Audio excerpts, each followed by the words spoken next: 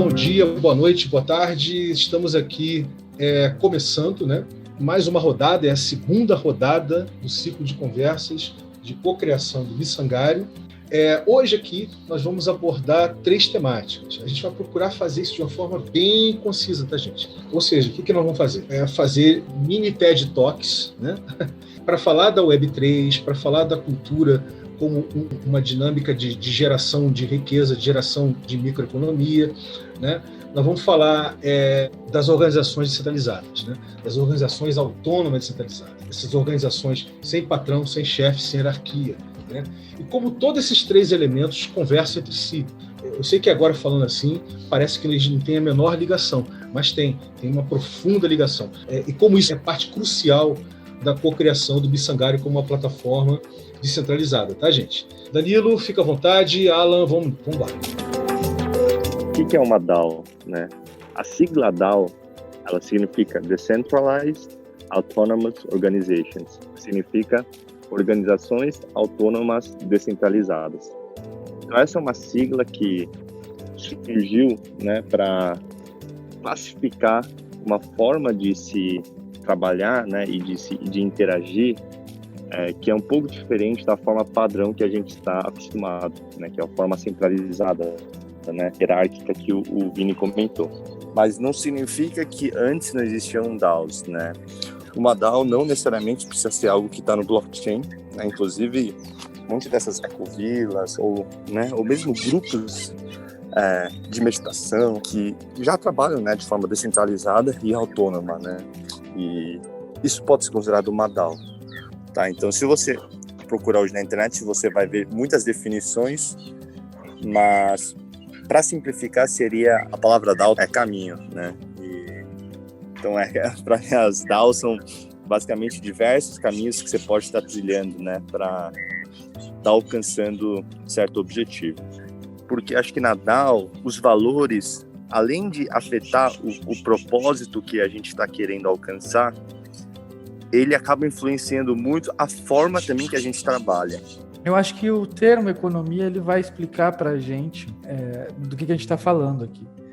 Porque uma DAO, no meu ver, ela não deixa de ser uma repaginação da autogestão, dos princípios libertários, dos princípios de democracia direta, dos princípios de auto-organização a partir de uma horizontalidade, de uma igualdade entre pessoas. E como ela surge no meio de uma revolução tecnológica, se utilizando de ferramentas que não existiam na época de pensamentos mais antigos, mais tradicionais, né? Ela se torna outra coisa, apesar de muito similar, com a inteligência da tecnologia, a inteligência artificial que a tecnologia possui e a automação que isso permite. O que é tal DAO?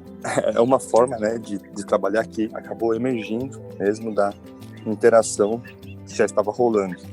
A gente tinha 2 propósitos: se tornar o suporte para o máximo de pessoas possíveis e também, né, gerar conteúdos construtivos. A tal DAO é algo super novo, ela não tem nenhum tipo de formato, né? Esse é um dos propósitos também.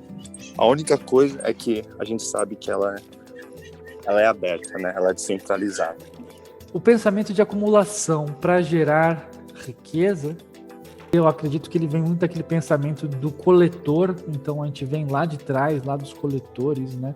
E aí, se você tem o trabalho, então, colocado como centro dessa economia, você tem poucos espaços para se divertir, para amar, para ser você mesmo, para aprender, fluir cultura, fluir entretenimento, mas existem outros pilares possíveis, né? Uma economia em outro pilar, esse outro pilar ele pode ser o pilar da saúde. Quanto mais saúde a gente gerar, imagina uma sociedade assim, quanto mais saúde a gente gerar para a nossa própria comunidade, mais dinheiro a gente gera, porque o dinheiro ele não está baseado em recursos minerais ou orgânicos, como alimentos, ou água, ou recursos hídricos, né? E eu vejo muito esse pensamento acontecendo na permacultura, por exemplo. Ela não está tão preocupada em trabalhar, mas em manter um sistema saudável que se sustenta, que por si só funciona. Quando eu falo de uma microeconomia orientada à cultura, eu estou falando então que produzir e consumir, principalmente estar envolvido no ato da produção e da fruição cultural, fazer parte desse diálogo, isso sim gera o dinheiro. Isso sim gera, não o dinheiro, mas o recurso de acesso aos bens físicos, aos bens materiais, aos bens imateriais também. Basicamente seria isso. Mas como que isso pode funcionar de imediato, ou como isso pode vir a funcionar algum dia? Quando você, pelo simples fato de estar assistindo um vídeo, ou produzindo um livro, ou vendo uma fotografia, só pelo ato de você estar ali interagindo com uma obra, com um ambiente cultural, interagir com esse comum, com esse valor comum e gerar cultura.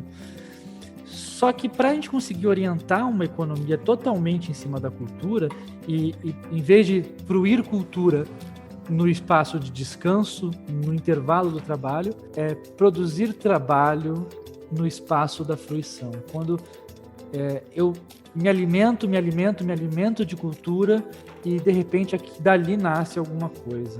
E aí eu gerei um trabalho espontâneo. É o que vai fazer essa economia girar. E aí você tem essa Web3, né, surgindo, essa estrutura de web surgindo para retomar essa ideia de uma internet livre e uma internet que dê poder às pessoas e não domine as pessoas. Hoje, na Web 2, a gente começa a falar muito de monetização, que é um termo que surge com a Web 2, praticamente, eu acredito. Antes se falava em lucratividade, mas a gente começa a falar em monetização, em colocar valor monetário em coisas que não tem, e a gente começa a orientar para isso, né? A Web 3.0 ela dá um passo além, ela fala assim, legal, as grandes corporações, os grandes servidores, eles estão fazendo essa monetização, eles estão orientando, mas eles estão mantendo esse valor preso. Então a gente continua num sistema de escassez. A Web 3.0 ela é descentralizada no sentido de que eu não dependo de uma outra empresa fora da minha casa para poder acessar a internet.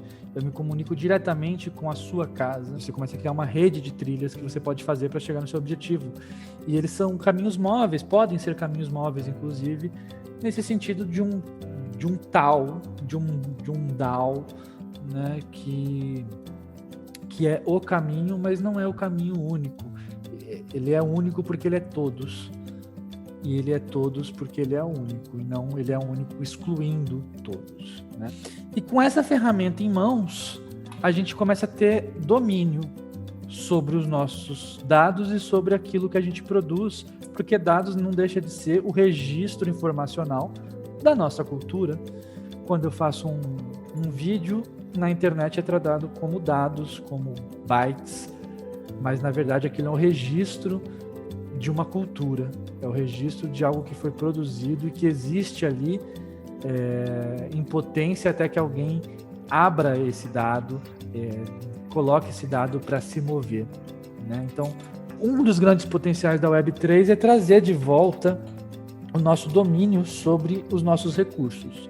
E quando a gente tem uma ferramenta de comunicação, registro e distribuição de dados, que são os registros da nossa cultura, não estão nas mãos de grandes empresas, eles estão aonde? Eles estão nas mãos de quem possui essa ferramenta, e você tem essa geração de riqueza descentralizada e a possibilidade de gerar um mecanismo de distribuição. Basicamente é isso. Essa é a possibilidade da Web3 gerar riqueza a partir de um pensamento amoroso de redirecionamento de uma força em desequilíbrio, que é o acúmulo para a sobrevivência em tempos difíceis.